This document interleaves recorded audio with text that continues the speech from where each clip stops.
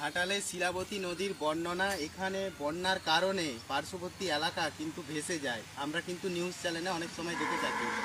এই দেখতে পাচ্ছেন শিলাবতী নদী। মামলার কাজে এসেছিলাম, আপনাদেরকে কিছু বর্ণনা দিব এবং আপনাদের এখানকার এলাকার মানুষের কাছে শুনে নেব এই নদীর প্রকৃতি সম্পর্কে এবং কেন বন্যা হয় এবং পার্শ্ববর্তী মানুষরা কি প্রবলেমে পড়ে তার সম্বন্ধে যদি কিছু বলেন।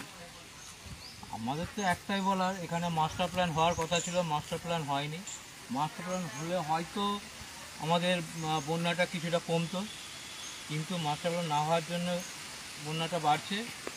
ক্রমশ যত বৃষ্টি হয় ততই বন্যার জল বাড়ে। পাশাপাশি নদীগুলো সেইগুলো মাস্টার প্ল্যান হয়নি, তাদের জলটার জন্য এই নদীর জলটা চাপে আরও বেশি ফুলে ওঠে। আর এর কোনো পাশাপাশি কোনো নদী নেই যে সেখান থেকে জলটা বার হওয়ার করে দেবে, সেই চেষ্টা করেন। জোয়ার ভাটা হয় তো এই নদীতে জোয়ার ভাটা হয় সব সময়। হ্যাঁ, সব বন্যার সময় এই এলাকাগুলো পুরোটাই বন্যার সময় আমাদের এখানে যতটা এলাকা আছে সব একদম রাস্তা উঠতে চলে যায়। মানুষ অনেক প্রবলেমে পড়ে, অনেক প্রবলেম, দিন আনে দিন খায়, অনেক কিন্তু প্রবলেমে পড়ে।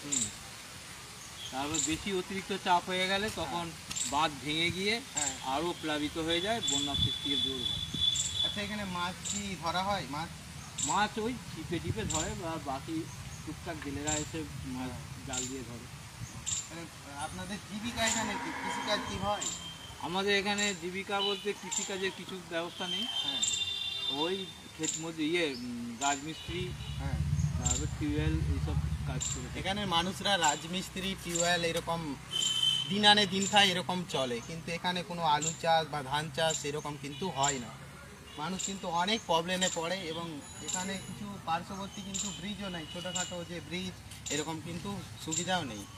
তো নদীটা একটু দেখবো আমরা।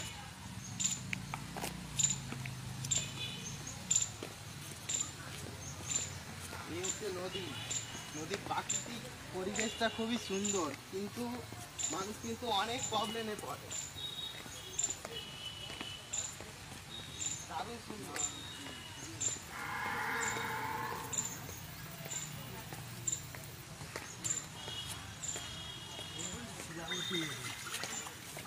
এই হচ্ছে শিলাবতী নদী। তো এই ছিল ভিডিওটি শেয়ার করবেন। নদীর প্রকৃতি বর্ণনা খুবই মাধুর্যপূর্ণ, কিন্তু মানুষ এখানকার এলাকার মানুষরা অনেক কিন্তু সমস্যায় পড়ে। তাদের হচ্ছে জীবিকা হচ্ছে দিন আনে দিন খায় এবং কোনো ধান বা আলু চাষ কিন্তু হয় না। তো যে যেখান থেকে দেখছেন শেয়ার করবেন। সো ধন্যবাদ।